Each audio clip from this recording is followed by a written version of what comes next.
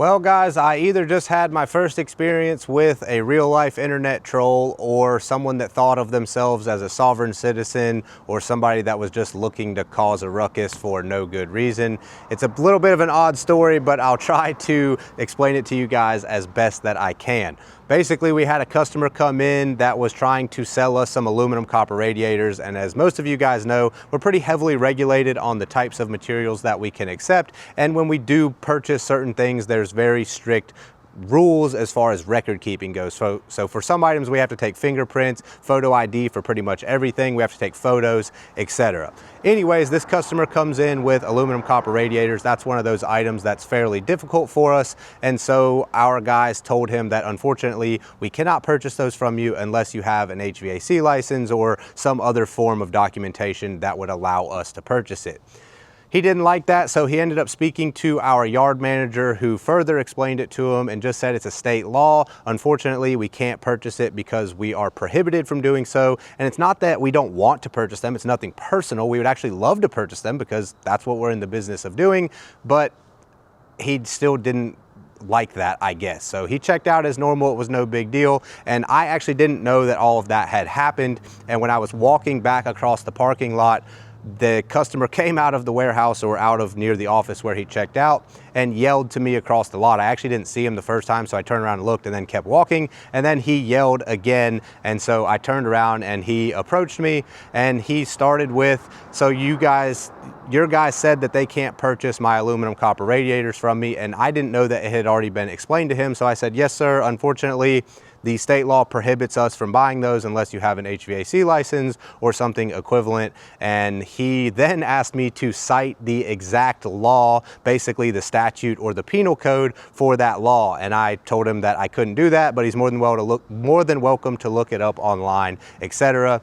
And then he started with, well, you're conducting commerce, and since you're doing that, you're enforcing the law. And he's basically telling me I'm in the wrong and that I have to buy them from him. I told him that's not true. And then I tried to reason with him and give him an example saying, okay, when you leave here and you get in your vehicle and you abide by the speed limit or you wear your seatbelt because there's laws that you have to follow when driving a vehicle, can you cite those exact laws? And if you can't, does that mean that you are excluded from them? And he was like, well, that's my personal vehicle and you're conducting commerce. That's when he started using these terms that I've seen other sovereign citizens on viral or online videos use. And I started to get a little bit confused, but he wouldn't take no for an answer. And he just kept going around and he didn't like what I was saying. So he seemed to be getting irritated and upset.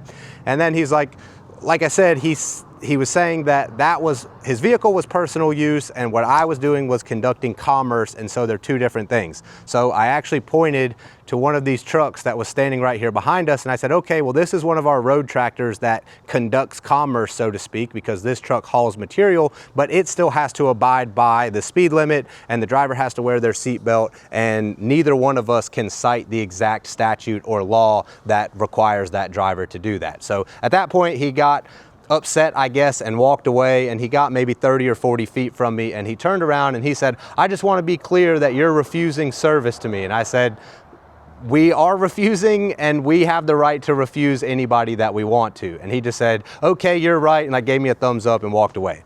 I thought that would be the end of it, no big deal. Well, the office calls me and says that next day that he returned back and he came in there and he was threatening them and saying he was suing us, and he took his radiators to another scrap yard and sold them to them, which means we refuse service to him and we're in the wrong and I need to come up here and talk to him. Well, I was busy dealing with a machine breakdown, so the office just told him that I was busy and I wasn't going to come up and talk to him, those sorts of things. And then he, I guess, got sort of irate with them. It got to the point where the office staff told him that he just needs to leave the property and he needs to get out of here. And at that point is when they called me and informed me what had happened. I told them that was fine, just let me know if it escalates any further or if I need to come up there.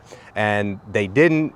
They thought he was leaving and it wouldn't get to that point. Well, they called me back maybe about 10 or 15 minutes later and said that he was sitting in his truck and he's kind of like seeming weird or suspicious, and he was putting, this is what they told me, they said he's putting on some sort of vest, and I was like, okay, I don't know what he's doing or who or what he's thinking, so just go ahead and call the police, have him come here and tell him that he needs to move on and he's hopefully doesn't return. But when I got up here after that, the police luckily were very close by and had already stopped in to talk to him.